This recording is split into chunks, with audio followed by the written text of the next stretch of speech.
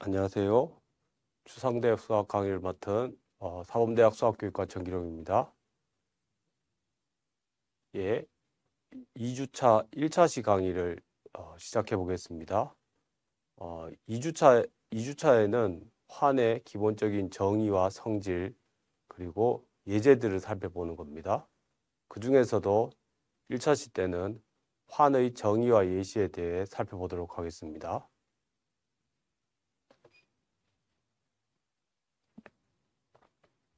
예, 지난 시간에 배웠던 것에 대해서 간단히 리뷰를 해보면요. 비에타 공식이라고 해서 2차 방정식의 근과 계수의 관계를 일반화시킨 거였죠.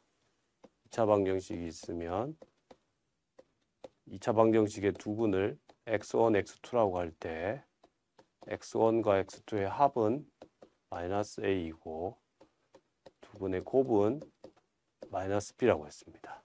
이거를 3차 방정식으로 일반화시키면 세 근을 라고 할 때 이것에 대해서 세 근의 합 두 개씩 곱해서 더한 거, 그 다음에 세 개를 한꺼번에 곱한 거는 모두 방정식의 개수로 주어진다는 게 비에타 공식이었습니다. 이 비에타 공식을 이용하면 소위 말해서 이 근의 치환, 다시 말하자면 이와 같이 제곱합으로 써진 것들이 모두 다 합과 두 개씩 짝지은 것의 곱들로 써진다는 게 일반적인 상황이었습니다. 그렇지 못할 때는 소위 말해서 근의 치환군 S3를 이용해서 실제로 이거를 가능하게 나올 수 있는 경우들을 다 연산해서 생각해 보면 다시 이 소위 말해서 S3 치환 변환에 대하여 바뀌지 않는다는 걸 알 수 있었습니다. 오늘 이 시간에는 환의 정의를 일단 말할 수 있어야겠습니다. 쉽게 말해 환은 더하기 현상과 곱하기 현상이 있는데 어떤 특정한 대수적 성질을 갖는 겁니다. 두 번째는 환의 예제를 한번 이해를 해보고 각각의 환들에 대한 특징을 얘기해 보도록 하겠습니다. 그래서 먼저 환의 정의를 살펴보면요. 환이란 어떤 거냐 하면 어떤 집합 R인데 집합 R 안에 두 개의 연산이 있습니다. 소위 말해서 더하기 연산과 곱하기 연산입니다. 이 중에서 더하기 연산에 대해서는 이미 가왕군입니다. 가왕군이 뭐였었죠? 가왕군이란 일단 군을 이루어야 되죠, 맞죠? 그에 따라서 결합법칙이 성립하고요. 뿐만 아니라 덧셈에 대한 항동환, 소위 말해서 0이었었죠. 우리 기호 표기를 앞으로 그렇게 할 겁니다. 뿐만 아니라 역원의 개념이 있었어요. 덧셈에 대해서는 마이너스 a라고 역원을 쓰도록 하겠습니다. 예. 그러면서 또 동시에 가완이어야 되기 때문에 a 더하기 b는 b 더하기 a인 이런 것들을 만족하는 집합을 가완군이라고 했었죠. 그러면서 곱셈에 대해서는 일단 군이 아닐 수도 있습니다. 그렇지만 곱셈의 소위 말해서 연산 순서에는 의존하지 않습니다. 다시 말해 A와 B와 C를 곱한 거나 A, B를 곱한 후에 C와 곱한 것이 같아집니다. 뿐만 아니라 이제 세 번째 성질이 소위 말해서 덧셈하고 곱셈은 자연스러운 관계가 있습니다. 다시 말하자면 분배 법칙이 성립합니다. 이렇게 각각 뒤로도 마찬가지로 분배 법칙이 성립한다는 게 소위 말해서 우리가 환이 가지고 있어야 될 본질적 성질입니다. 이런 세 가지 조건을 만족하면 우리가 보통 기호로는 가로 열고 R 더하기 닷 곱하기 기호를 쓰고 환이라고 합니다. 이때 R은 이 환의 영어 단어가 ring이기 때문에 온 R이었습니다. 이때 다시 한 번 더 더하기는 덧셈을 점을 찍은 거는 곱셈이라고 일반적으로 표현하도록 하겠습니다. 예. 아까도 언급했듯이 기본적으로 덧셈에 대한 거는 군을 이루고 있으니까요. 덧셈에 대한 항등원을 표기하는 그 0을 여기에서도 차용하겠습니다. 뿐만 아니라 덧셈에 대한 군이기 때문에 여건도 -a로 기호 표기를 하겠습니다. 그리고 뿐만 아니라 중요한 얘기인데요. 곱셈에 대해서 교환법칙이 성립하지 않을 수도 있습니다. 그런데 곱셈에 대해서 교환법칙이 성립하면 그때를 가환환이라고 하겠습니다. 뿐만 아니라 곱셈에 대한 항등원이 존재하지 않을 수도 있습니다.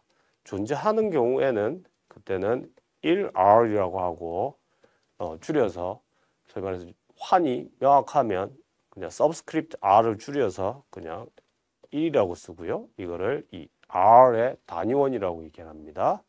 그리고 이때 이 R을 단위원이 있는 환이라고 이름을 붙이겠습니다. 이번 학기 대부분의 얘기에서는 단위원이 있고 뿐만 아니라 곱셈에 대한 가환입니다. 물론 덧셈에 대해서는 항상 가환이기 때문에 논의할 것이 없습니다. 예, 예를 한번 들어보겠습니다. 가장 첫 번째 정수환입니다. 소위 말해서 정수에 대해서 일반적인 더하기랑 곱하기인 경우에 이때 이것은 뭐죠? 곱셈에 대한 1이 있죠. 있기 때문에 이거는 뭐다? 단위원이 있는 가환환입니다. 같은 요령으로 유리수 집합도 덧셈이 있고요. 곱셈이 있고요. 우리 익히 알고 있듯이 분배법칙, 결합법칙 같은 걸 모두 다 성립합니다.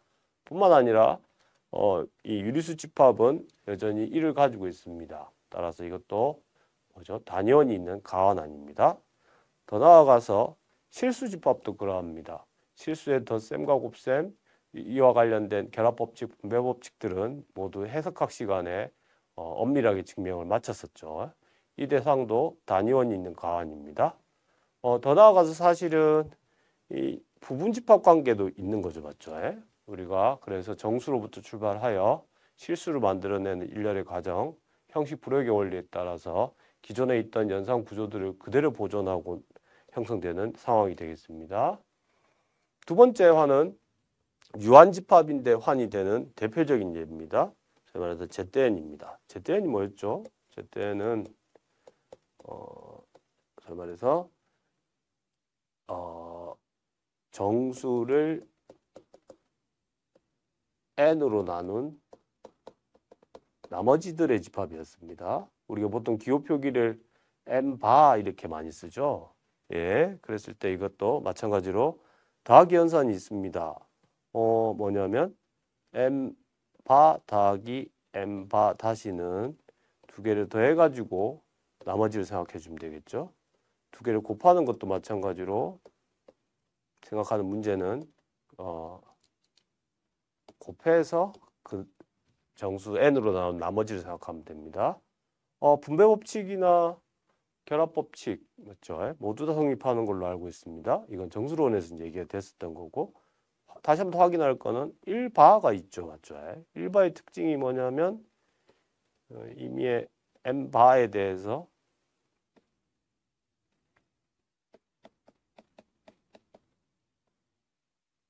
그래서 이게 단위원이 되겠죠. 맞죠? 따라서 1바는 ZN의 단위원입니다. 예? 그 다음 예는요. 세 번째 거. 3Z. 3Z가 뭐였죠? 3Z는 뭐였죠? 3의 배수들의 집합이었었죠. 정수인 거예요. 이건 마찬가지로 결합법칙이나 분배법칙, 덧셈에 대한 항등원, 소위 말해 0, 맞죠? 모두 다 있죠. 근데 조심할 게 여기에는 뭐가 없다? 1이 없어요. 맞죠? 소위 말해서 곱셈에 대한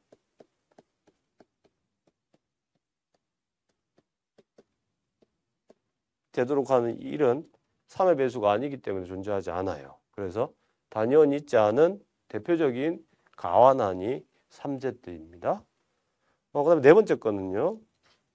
어떤 집합이냐면 2 곱하기 2 실행열입니다. 그러니까 M2 곱하기 2R 안에 있는 원소는 어떻게 생긴 거냐 물어보면 2 곱하기 2 매트릭스들입니다. 그때 원소를 실수해서 취하는 겁니다. 그러면 이것도 마찬가지로 더하기에 대해서 영행열이 있습니다. 다시 말해서 0000입니다. 더하기 대해서 가환입니다. 분배 법칙이 성립하고 결합 법칙이 성립하는 것도 알고 있습니다. 뿐만 아니라 다시 말해서 항등행열이라는 게 있었죠. 어떤 거냐면 주대각 원소만 1이고 나머지는 0인 거죠. 그러면 임의의 소위 말해서 행렬 A를 가지고 와서 이 AE 연산을 하면 여전히 A가 나왔습니다. 다시 말하자면 이 E가 이 행렬 소위 말 환인데요. 이 환의 뭐다? 단위원이 되겠습니다. 이때 조심해야 되는 거는 이 환은 가환이 아닙니다. 우리가 익히 알고 있듯이 일반적으로 두 행렬의 곱은 순서를 바꿀 수 없습니다. 변환으로 이해하면 두 개의 합성 변환의 순서를 바꾸면 서로 다른 변환이 되기 때문입니다. 혹은 구체적으로 행렬의 예를 들어줄 수 있겠죠. 예. 하지만 2 곱하기 2 행렬들의 모든 행렬들의 환은 비가환인데요. 그렇지만 다음과 같이 생긴 형태들만 봐요. say R인데 첫 번째 거랑 네 번째 게 같아요. 얘랑 같습니다. 두 번째 거랑 세 번째 거는 부호만 다릅니다. 그리고 원소는 실수 집합에 택합니다. 그럼 얘는 환이랍니다. 왜 환이 되느냐 물어보면 사실은 가장 원론적으로 확인해 줘야 되는 거는 서로 다른 두 개의 원소를 갖고 왔어요. 이렇게요. 그 다음에 A2, B2, 마이너스 B2, A2를 갖고 오면 얘네 두 개를 더했을 때 여전히 여기 안에 원소인지를 확인하는 부분이겠죠. 근데 실제로 계산을 해보면 성분별로 계산하고 있는 거기 때문에 명확하게 여전히 R 안의 원소입니다. 두 번째 거는 좀 조심스러운 건데요. 곱하기 연산입니다. 이것도 어떻다? 돼 있는지를 확인해 줘야겠죠. 그래서 곱하기 연산을 실제로 해보면 그러면 A1, A2 마이너스 B1, B2가 되고요. 여기는요. A1 이렇게 곱하는 거니까 A1, B2, B1, A2가 되겠습니다. 그 다음 여기는요. 마이너스 A2, B1 마이너스 A1, B2가 되겠습니다. 끝으로 마지막 거요. 얘랑 얘를 곱하겠습니다. 그러면 마이너스 B1, B2 더하기 A1, A2가 됩니다. 근데 식의 형태를 보니까 조금 달라 보이긴 한데 사실은 다른 게 아니라 보시면 첫 번째 거랑 네 번째 거는 같은 거에 되죠. 맞죠? 그 다음에 두 번째 거, 그러니까 1행 2열 원소랑 2행 1열 원소로 듣죠. 부호가 반대죠. 따라서 본래 있던 R의 원소가 되겠습니다. 그 다음에 덧셈에 대한 가환한이니까 뺄셈이 뭘 확인해야 되죠? 여기에 A하고 B가 R 안에 있을 때 A 빼기 B가 여전히 R 안에 있는지 확인하는 게 문제가 되겠죠. 맞죠? 근데 실제로 얘네 두 개를 빼보면 여전히 여기가 빼기, 여기가 빼기, 여기가 빼기, 여기가 빼기라서 여전히 여기 안에 원소가 되는 걸 확인할 수 있겠습니다. 끝으로요. 이 환은 이제 환인데 항등원이 있느냐 물어보면 E가 명확하게 있죠. 그러니까 1001 이 안에 원소입니다. 그 다음에 마지막으로 이 R은 가환이냐 물어보는 게 이제 그게 이슈인데요. 두 개는 가환이 되겠습니다. 직접 체크를 해보시도록 하면 좋겠습니다. 곱셈에 대해서 순서를 바꿔도 됩니다. 예. 그 다음에 유리수 집합 앞에서 살펴봤지만 단위원이 있는 가환안입니다. 그 중에서도 다음과 같이 분모가 3의 거듭제곱 꼴로 써져 있는 이런 형태의 음이 아닌 걸로 이건 환이 되느냐 물어봤습니다. 대답은 뭘 확인해 주면 되죠? 일단 덧셈에 대한 뭐인 거 확인하면 되죠. 덧셈 군을 이루는지. 근데 일단은 가완인 건 됐고요. 그다음에 뭐 확인해야 되죠? 3의 n승분의 a, 3의 m승분의 b를 빼면 여전히 여기 안에 원소인지 확인하는 거죠. 근데 그거는 3의 m 플러스 m 통분을 하면 a의 3의 m 빼기 b의 3의 n이니까 여전히 여기 안에 원소가 되겠습니다. 그 다음에 곱셈에 대해서도 마찬가지입니다. 결합법칙이 성립하냐 물어보면 예, 본래 유리수에 성립하니까 성립하는 거겠죠.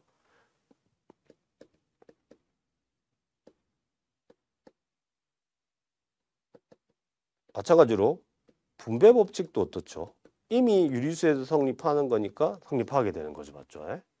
그 다음에 이런 거요. 곱셈에 대해 단위원이 있느냐 물어보는 거죠. 맞죠? 그러면 곱셈에 대한 단위원이면 유리수에서 힌트를 얻으면 이렇게 생각하면 되겠죠. 1은 3의 0승의 1이기 때문에 명확하게 여기 안에 있습니다.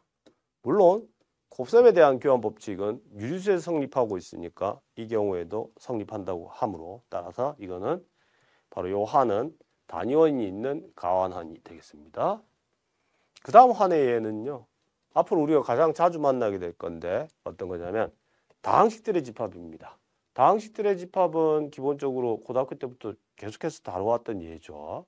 우리가 지금 포인트를 맞추고 있는 거는 이것 또한 이미 단위원이 있는 가완한에 대하여 그것의 부정원인 다항식들을 이렇게 씁니다. 어떻게 쓴다? 내림차순으로 씁니다. 그럴 때 이 R의 원소를 개수로 갖는 다항식들의 집합이라고 하는데요.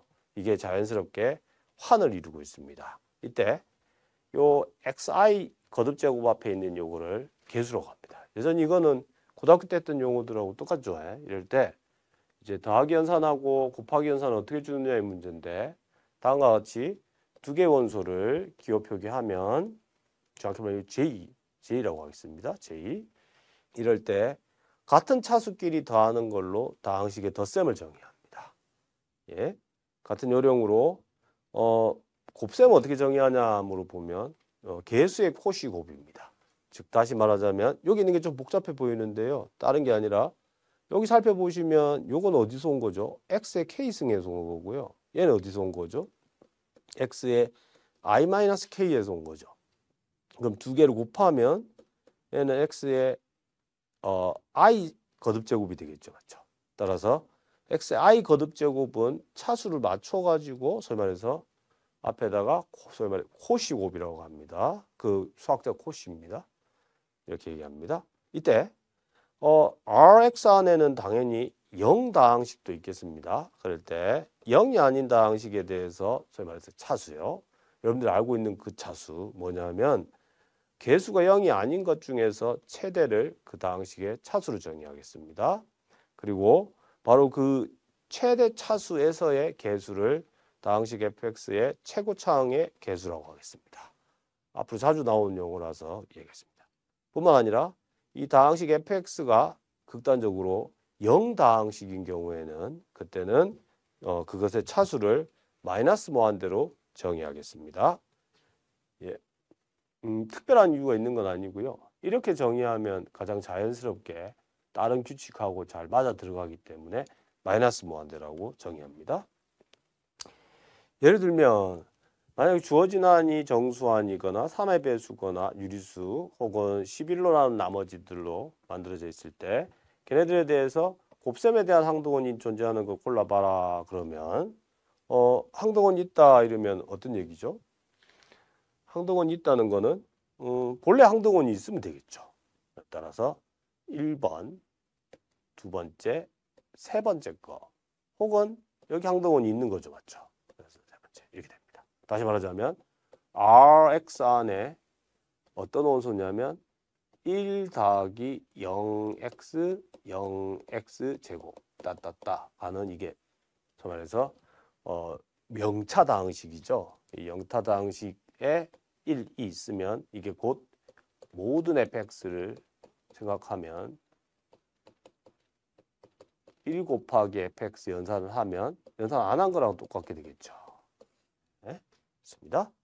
두 번째는 소위 말해서 이 두 개의 다항식의 곱셈에 대한 차수를 생각하는 것은 각각에 대한 차수를 생각한 다음에 더해주면 된답니다. 이것도 익히 우리가 예제를 통해서 고등학교 때부터 알고 있었습니다. 이때 조심해야 되는 거는 두 개의 다항식은 뭐였죠? 최고차항이 어떻게 해요? 소위 말해서 0이 되지 않는다는 조건 때문에 벌어지는 거죠. 그런데 일반적으로 이 승질은 이 예제가 아니면 성립하지 않을 수도 있습니다. 중요한 얘기입니다. 가령 예를 들어서 6으로 나눈 나머지들을 개수로 가지고 있을 때 다항식을 이것과 이걸로 정의를 하면요. 두 개 다항식을 곱해보면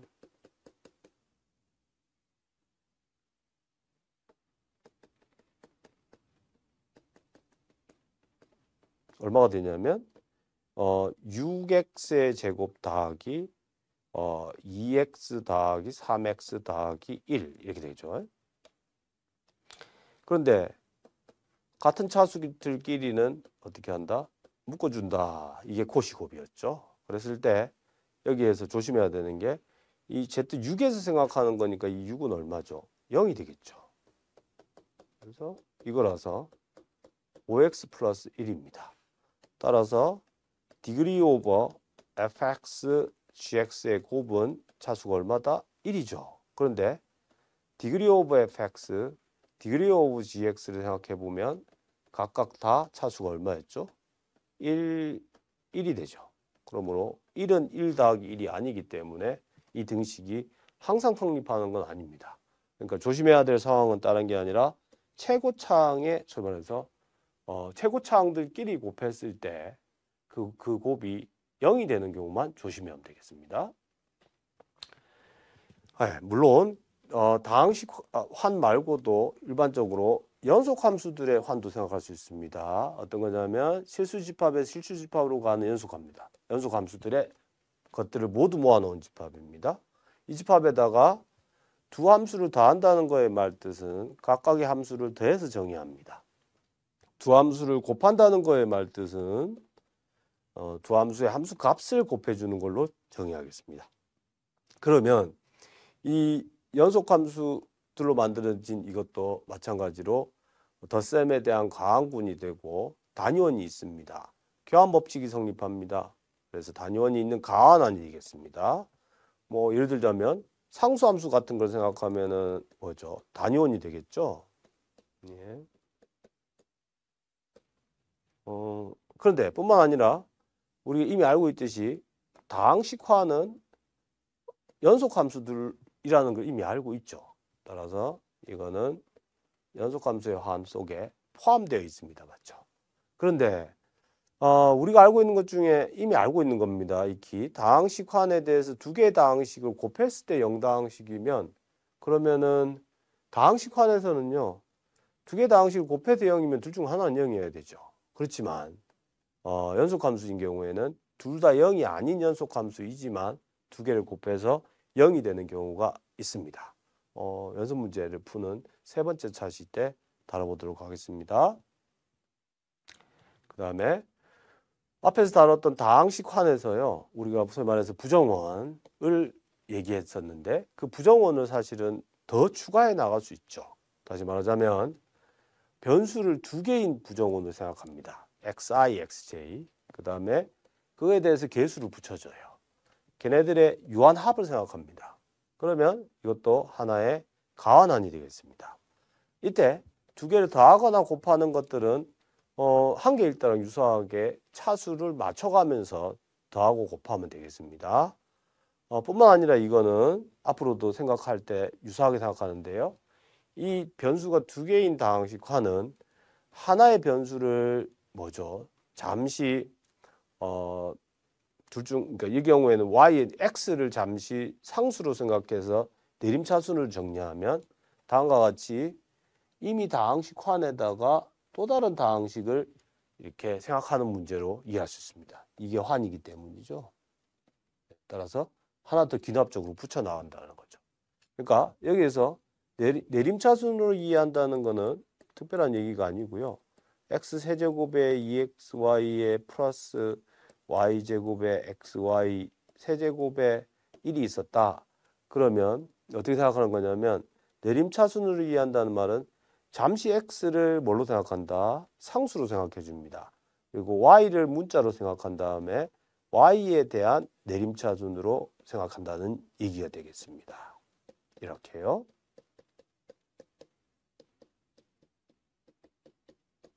y에 대해서 3차, y에 대해서 2차, y에 대해 1차 이렇게 생각하면 기납적으로 주어진 다항식환에 대한 다시 다항식환을 생각할 수 있다라는 게 다변수 다항식환이 되겠습니다. 그 다음에 예제를 하나 살펴볼 건데요. 다음과 같은 예를 한번 보겠습니다. 일단 이게 뭐냐 물어보면 다른 게 아니라 이거는 a 더하기 b 루트 마이너스 3 a, b가 정수인 겁니다. 예. 그랬을 때 이거는 환이 됩니다. 왜 환이 되느냐 물어보면 덧셈에 대해서 가환환이냐? 예, 맞습니다. 이미 이것은 복소수 안에 있기 때문이죠. 결합법칙, 분배법칙 다 성립합니다. 곱셈에 대한 항등원이 있느냐? 예, 있습니다. 1 더하기 0 마이너스 3 해주면 곱셈에 대한 항등원이 되겠습니다. 그렇죠? 따라서 이거는 단위원이 있는 가환환입니다. 그럴 때 이 문제에서 풀라고 하는 거는 두 개를 곱해 놓으면 여기에서 둘 중 하나는 0이 된다는 겁니다. 그래서 이게 되겠죠. 앞에다가 다음과 같이 부호를 바꾼 거를 곱해 봅니다. 뒤에다가 부호를 바꾼 걸 곱해 봅니다. 그러면 이걸 연산하게 되면 a제곱 더하기 3b의 제곱이 될 거고요. 뒤에 거는 c제곱 더하기 3d의 제곱이 되겠죠. 따라서 이게 전체적으로 0이었으니까요. 이로부터 얻어지는 게 얘가 0이거나 그러면 a, b는 동시에 0이거나 or 얘가 0이 되겠죠. c, d는 0이 되겠습니다. 오케이? 끝으로 환에 대한 일반적인 성질 중에서 단위원이 있는 가환환에 대해서 한번 논의를 해볼 건데요. 예를 들면 우리가 이미 알고 있는 어떤 문자에다가 0을 곱하면 얼마죠? 0이 돼야 된답니다. 해보겠습니다. A에 0을 하는 거는 A의 덧셈에 대한 항등원이 0이므로 이거고요. 분배법칙이 성립하니까 이렇게 쓸 수 있어요. 다시 덧셈에 대해서 얘네의 소약법칙이 있죠. 따라서 0은 0이 되겠습니다. 두 번째,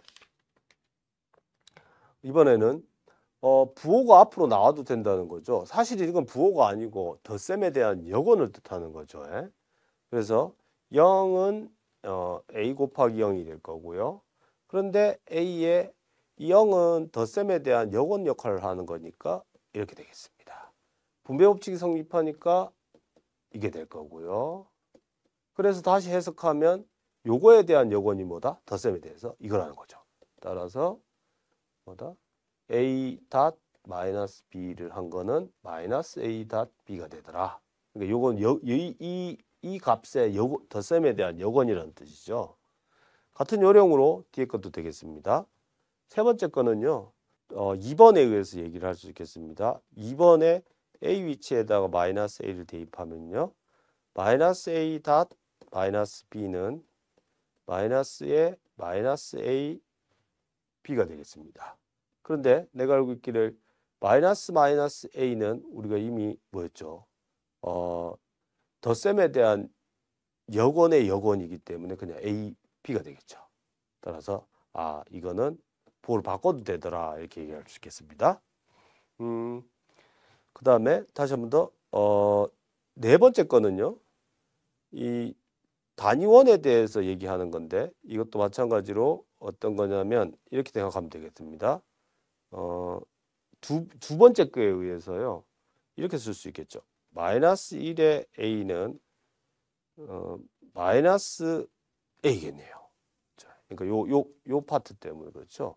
a 위치에다가 1을 대입하면 이렇게 마이너스 a가 되겠습니다. 예. 그 다음에 이건 단위원이 있는 가환환에 대한 일반적인 얘기였었고요. 더 나아가서 연산하는 것 중에서 기호를 좀 줄이기 위한 거를 생각해 보면 이런 게 있습니다. A를 n번 더한다. 이 얘기는 다음과 같이 NA로 표기하겠습니다. 특별히 0번 더한다. 그럼 앞에 살펴봤듯이 그 0이 됩니다. 예. 물론 A를 마이너스 몇 번 더한다 이 뜻도 의미 부여를 할 수 있겠습니다. 덧셈에 대한 가환환이기 때문에요. 그 다음에 이제 요게 된 거죠. A를 K번 더한다는 말과 B를 L번 더한다는 말 뜻이 의미가 있어요. 그랬을 때 두 개를 곱하면 그것은 딴 게 아니라 AB를 먼저 곱하고 KL을 곱하면 됩니다. 이건 다름 아니라 분배 법칙 때문에 성립하는 얘기겠죠. 예. 같은 요령으로 곱셈에 대한 기호들도 이렇게 A를 n번 곱한다는 말을 이렇게 줄여가지고 이렇게 쓰겠습니다. A의 n 거듭입니다. 이때도 마찬가지로 A를 n번 곱하고 A를 n번 곱한 거를 다시 곱하는 거는 처음부터 A를 m 더하기 n번 곱하는 걸로 이렇게 얘기할 수 있겠습니다. 이때도 마찬가지지만 곱셈에 대한 얘기들 중에서도 그건 단순히 n이 1 이상일 때의 얘기들만 하고 있습니다. 같은 요령으로 얘도 A의 n번 곱한 거를 다시 n번 곱하는 연산은 A의 mn번을 곱해주면 되더라 라고 이렇게 말할 수 있겠습니다. 예. 이번 차에 저희가 살펴본 거는 기본적인 환의 정의였어요. 단위원이 있는 환, 가환환에 대한 얘기들, 그 다음에 환의 예제들이요. 정수환, 실수환, 연속함수들의 환, 그 안에서 다항식 환도 생각해 봤죠. 뿐만 아니라 일반적인 환의 연산이 가지고 있는 성질들을 분배 법칙이나 덧셈에 대한 항등원을 이용해서도 알아봤습니다. 예, 참고 문헌은 계속해서 같은 교재입니다. 다음 차시에서는 지금 우리가 논의가 되지 않은 게 곱셈에 대한 여건에 대한 얘기들이 크게 이루어지지 않았어요. 그 부분을 말할 거고요. 곱셈에 대한 여건이 가장 많이 있는 환에 대해서 얘기할 겁니다. 소위 말해서 체라고 합니다. 그 다음에 소위 말해서 둘을 앞에서 봤던 예에서 나왔지만 두 개를 곱했을 때 이항연산의 결과가 0이면 그러면 둘 중 하나는 0이다라는 소위 말해서 2차 방정식을 풀 때 썼었던 바로 그 원리가 일반적으로 이제 정의로서 말하는데요. 그래서 소위 말해서 정역이라고 하는데 정역의 기본적인 정의와 성질을 다음 차시에 살펴보려고 합니다. 예, 오늘 수업은 여기까지였습니다. 감사합니다.